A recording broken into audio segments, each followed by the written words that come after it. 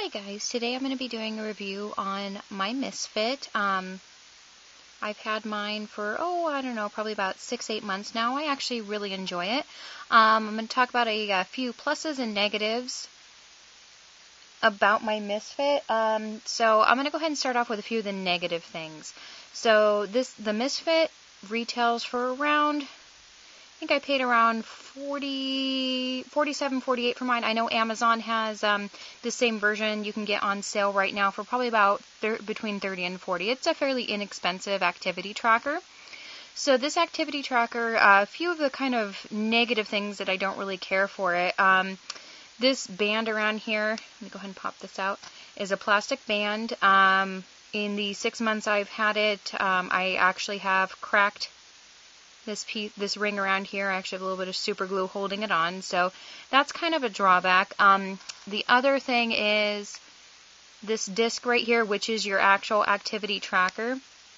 It actually, you'll read a lot of reviews about this. It actually pops out of the back really, really easy. Just a little bit of pressure and it falls right out. So if you don't have this clipped tight enough, you can potentially lose your Misfit. So I actually, when I wear mine, I actually crank it down extra tight just to make sure that I don't accidentally lose it. The other thing is occasionally this little guy here can get glitchy with the app that it syncs to. What happens is there's LED lights that track your progress, and when you meet whatever goal you set for the day, it lights up all the way around and flashes real nice, bright and pretty, letting you know you did what you needed to do for the day. Problem is occasionally I don't know if it gets out of sync. I don't know if it reads a different activity.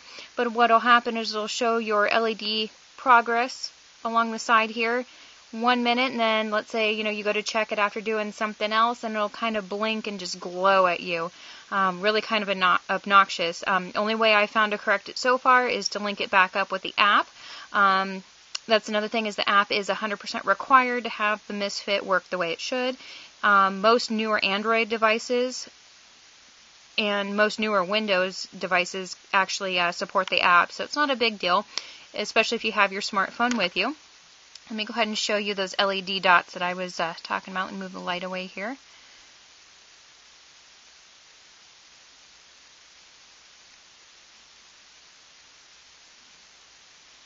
Try to get a good frame of that. So you can see there's my activity dots for the day. I'm about halfway through where I should be. A little bit of a lazy day for me, but that's okay. So the first thing it's going to do is show you your progress, which is the lights that light up here every so many steps. Depending on the goal you set for yourself, you'll get an additional dot, which is what I have going on here. And then afterwards, it'll flash, and this is flashing the time. Now, when this thing gets out of sync or goes a little haywire, what's going to happen is these won't show, but you'll get this one dot that'll flash by itself. And it'll just kind of give a slightly different glow than it normally does. And that's how you know when it's out of sync, and all you need to do is sync it back up with your smart device. So let's go ahead and talk about things that I like about this. So it is very portable. You can wear it. I sleep with mine. As a matter of fact, one of the pluses of this is that it does have a sleep tracker, which is really kind of cool.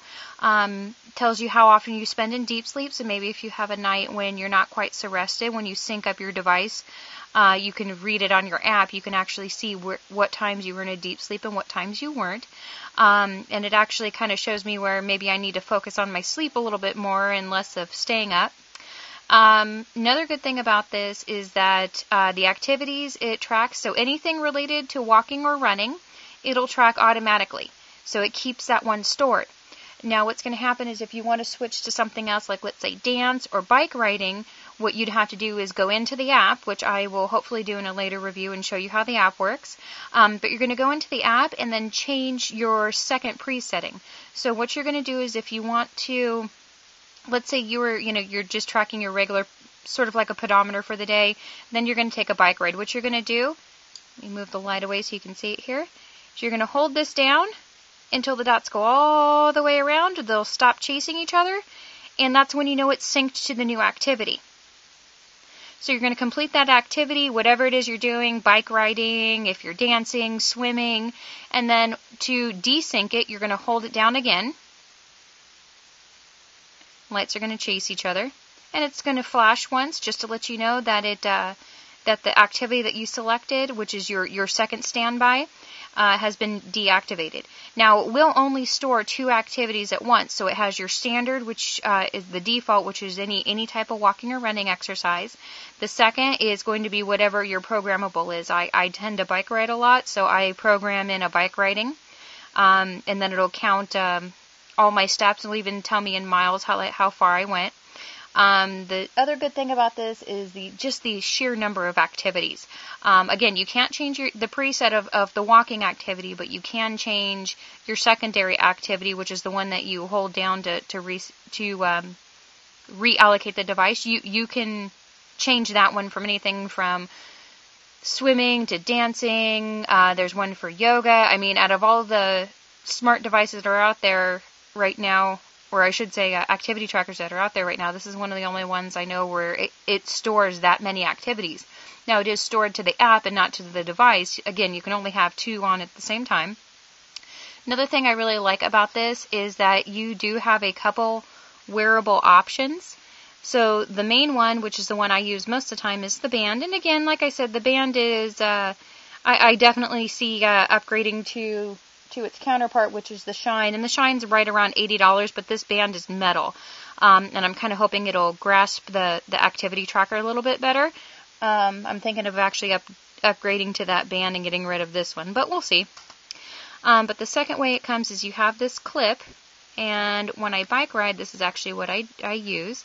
And it goes in the same way as that you slide it back behind the clip portion, and it snaps into place. It has on the actual clip portion or the waistband portion, it has a really good snug fit to it, a little bit better than the band. But you can clip it to your shoe, and as you bike ride, as you pedal, it'll go up and down and tracks all of your activity. In terms of fitness, I mean, this has done a pretty good job of keeping me on my goal for the year. Obviously not today, but in all, I'd have to say it's a pretty neat little device. It's not gonna, especially for the price point. This one, again, like I said, it's coming in under $50.